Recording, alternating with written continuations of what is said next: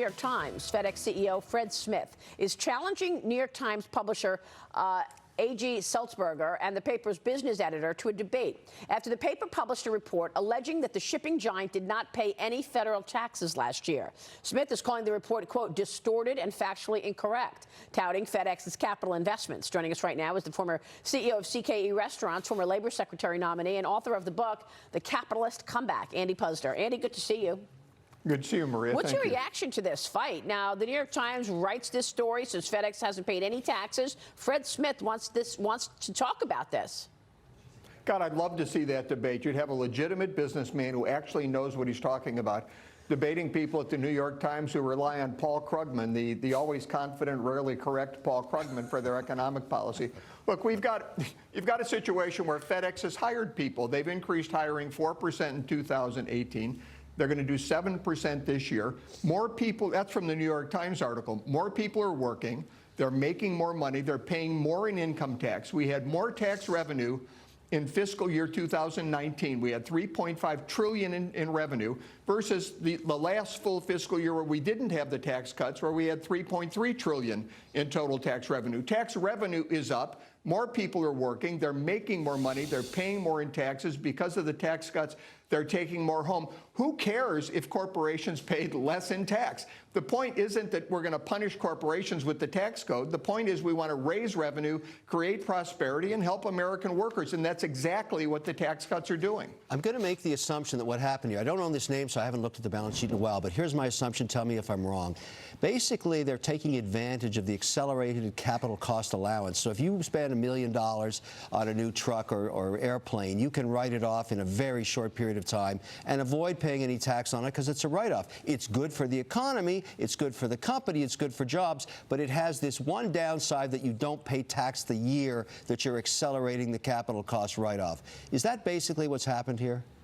That is basically what happened. And I'm going to go back to what Bernie Sanders said in his Fox News town hall when he was interviewed by Martha McCallum. You know, they paid what they owed. We have a tax code that was designed to generate the kind of growth that we're seeing, designed to generate the kind of increase in income tax revenue and help for the American workers that's actually occurring.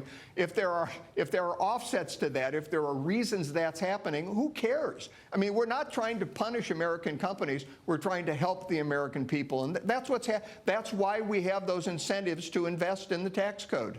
Andy, good morning. It's Mitch. You know, I loved your op-ed, by the way, in the Journal, I guess it was last week. Thank you. One of the things that's interesting, though, is to your point, I think there's a lot of candidates who do want to punish business, and they do want to punish the formation of capital.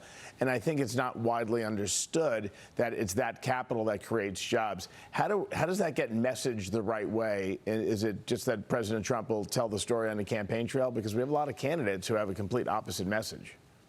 Well, it's shows like this. It's publications like the Wall Street Journal. It's guys like you, Mitch, coming on these shows and talking about this.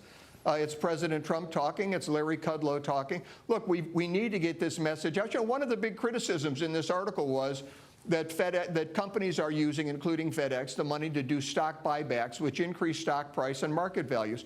Well, that's tremendous for the American people. If you have a 401k plan, or if you've got a private pension plan like auto workers, or a public pension plan like teachers, firemen, and policemen, well, you are never going to get the benefits you're entitled to if we don't have a vibrant stock market. You will never get the benefits you've been promised. So this is all tremendous for American workers. We're in a great period of prosperity.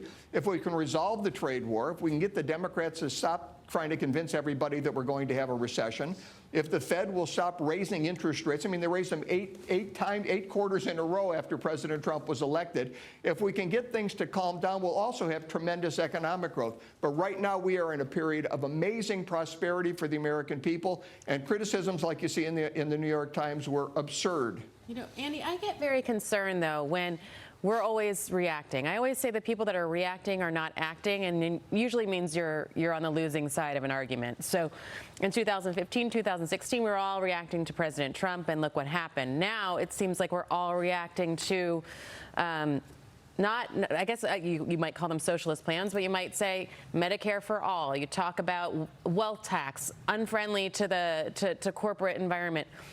When do you think we're going to switch and pivot into putting forward a pro message so that they're going to be reacting rather than us? Well, you know, I think, Lee, in some instances, they are these programs are a reaction. I think one of the reasons that there's such vehemence, you know, such hatred of Donald Trump is because he is proving, with great economic results, with support from the American people, with incomes increasing, he's proving that everything the left tried to feed the American people during the Obama administration was a lie. We had terrible economic growth during the Obama years. The biggest problem was we had too many unemployed people and not enough jobs. Within a matter of months, we switched to an economy where the biggest problem was businesses couldn't find enough people to fill the open, good quality jobs. We're putting the lie to everything they were told during the Obama years, and the left is reacting. Well, what about the farmers and this trade deal? And then I want to ask you about USMCA. But the president is now promising to pay subsidies to farmers to counteract the effects of the China trade impasse. He tweeted this: "Our great farmers will receive another major round of cash, compliments of China tariffs, prior to Thanksgiving. The smaller farms and farmers will be big beneficiaries. In the meantime, as you may have noticed, China is starting to buy big again. Japan deal done. Enjoy." Andy, your reaction to where the farmers are. And of course, House Speaker Nancy Pelosi has put off USMCA yet again. She said she was on a path to yes, but then she told CBS on Sunday she needs assurances on worker protections before bringing the trade deal to a vote. Last Thursday, she said she was imminent in terms of voting yes. What's your reaction there? Well, with respect to the farmers, I normally am not in favor of subsidies, but I think we're in a trade war. The economy, there is an impact to the economy. It's the good fight. We need to fight it. We need fair trade with China. I think one of the victims of this fight has been the farmers, so I have no problem with the president taking money that we're currently bringing in from tariffs on Chinese goods and giving that money to farmers to help keep them alive while we go through this fight. With respect to Nancy Pelosi, she's got a huge problem.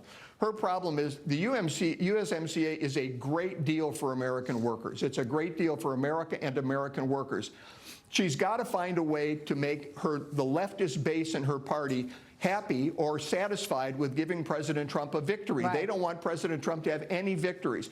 So what she's doing is she's trying to assuage the unions. The unions are supportive of this deal. Right. She's trying to find a way to say to them, look, I'm trying to help you. So she's trying to make it look like there are union problems with this deal. There aren't. This is the best deal for labor in Mexico that you could possibly imagine. It says that people are able to organize. They're able to collectively bargain. They can't be punished. It addresses violence against workers for trying to organize. She's got problems. There's also a provision within USMCA that was changed as a result of their pushback that it ensures American workers working here in the U.S. will make $16 an hour, and they will not compete with any level that Mexico pays their workers, which Debbie Dingell said was $1.50. But there is that provision in there, which is one reason Commerce Secretary Wilbur Ross was on this program last week telling me that he's confident this deal would pass. Watch this. I think there's no question that if she puts it on the floor, it will be overwhelmingly voted. So the real question is when or if she's willing to put it on the floor. For the good of the country, that would be the singular accomplishment of this Congress. One of the issues, it's going to be the single biggest accomplishment of President Trump on an economic. When you put the tax cuts and the deregulation aside, USMCA is apparently going to create 100,000+ jobs. Great for Canada, great for Mexico, too. Keeps a lot of CapEx in North America. I can't see any downside on this deal. Don't you think voters are going to get upset if this doesn't go through? And will they hold Nancy Pelosi accountable, Lee? I think what they're going to end up getting upset about is that nothing's getting done. Right. That is it going to be this in particular? I think a lot of people are starting to tune out altogether of all the details. But I mean, the fact that nothing can get done outside of impeachment, I think, is really frustrating people. There's a lot that needs to get done. There's a lot lot that's been promised. And by the way, let's not forget the Democrats won the House back. They expected action. They expected change. They expected things to move forward, and it hasn't. So I think people are going to be frustrated. And within that impeachment room, it's behind closed doors. It's Adam Schiff's rules, which he keeps changing. Any comments about what we saw from Elise Stefanik, who is now the new star of the GOP, because she tried to get her point of interest in there, and he shut her down? That's a terrible soundbite that can play well Very in bad campaign. for his brand. Yes. Actually. When you think about past into the new year and the election cycle, I think he's hurt his brand. I think he's hurt the brand of the party. That process looked flawed. For sure. That little soundbite got more social media than the whole impeachment, and I think it's horrible for him. Yeah, and Andy, the bottom line is she was trying to say, look, I have a question. She's a member, a duly elected member of Congress, and yet his staff gets to ask questions. Lawyers, but not a duly elected member of Congress?